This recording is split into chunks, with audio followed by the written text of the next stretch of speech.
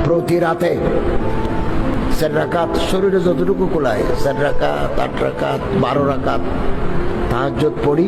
একটা দোয়া পড়বেন, দোয়াটা শুনুন, আমার মুখে মুখে বলুন, ইয়া হাইয়্যু ইয়া কাইয়্যুম লা ইলাহা ইল্লা আনতা বিরহমাতিকা আস্তাগীসু ইয়া হাইয়্যু ইয়া কাইয়্যুম লা ইলাহা ইল্লা আনতা বিরহমাতিকা আস্তাগীসু।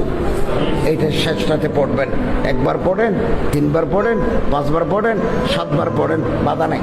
শেখুল ইসলাম আল্লামা হাফেজ ইবনে তাইমিয়া বলেন, আল্লাহ আপনার একটা গুপ্তধন হাতে দিবেন, আল্লাহ তাআলা আপনাকে একটা নিয়ামত হাতে দিবেন। কি দিবেন এটা আল্লাহ বলেন নাই।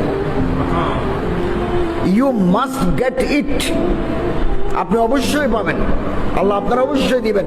কি দিবেন এটা বলেন নাই। একটা কুদরতি নিয়ামত আল্লাহ আপনার হাতে দিবেন। আল্লাহুম্মা আমিন।